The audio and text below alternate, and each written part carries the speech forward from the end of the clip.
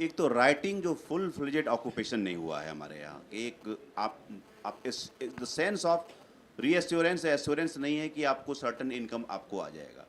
आप ओटीटी के माध्यम पर आ रहा है तो आप लेखकों की कमाई भी थोड़ी सी अगर सिनेमा बनने से हो रही है, अदरवाइज कोई भी 1 लाख से लेकर के 1.5 लाख 2 लाख की, और हिंदी की माध्यम में किताब लिखी तो 50,000, उससे भी कम अमाउंट मिलता है।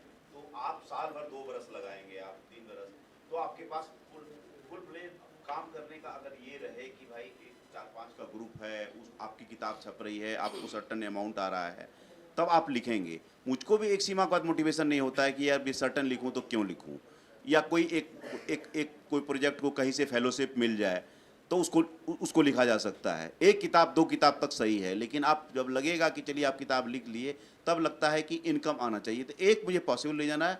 सेकंड, आपने कहा पलायन की बात करी। पलायन एक परसेंटेज है, 20% के करीब हमारा 13 करोड़ का पॉपुलेशन है। एक एस्टिमेट के हिसाब से 2.91 करोड़ हम लोग बाहर हैं। इतने लोग बाहर निकल के रहते हैं। बहुत पहले से रह रहे थे तो और संख्या वो बढ़ती जा रही है, वो कम नहीं रही है। तो ऐसा नहीं है कि वो जो पलायित वर्ग है वही लिखेंगे। जो यहाँ थे, पहले हमारा एक कंबाइंड सिस्टम होता था, हमारी ज़मीनें 100 बीघा ज़मीन होती थी, एक ही जगह रहते थे। अब रेणु जी ने लिखा होगा तो यहाँ से तो बाहर जाने की उनको ये प्रेशर नहीं होगा। हमको तो प्रेशर है। मैंने पहली कविता 94 में लिखी थी, उसके बाद बीच नौकरी में ऐसा फंसा, उसके बाद दूसरी 2010 में लिखी है। आप देखिए गैप। तो वो एक जो दबाव होता है कमाने का अर्थ वाला, वो एक मुझे लगा एक प्रैक्टिकल रीजन, मैं फिलोसफिकल रीजन नहीं दे रहा हूँ, ये प्रैक्टिकल रीजन मैंने जो महसूस किया वो बता रहा हूँ आपको।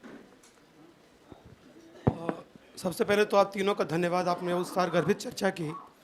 और एक सवाल संतोष सर के इस कमेंट से मैं लेता हूं कि सर ने कहा कि पलाई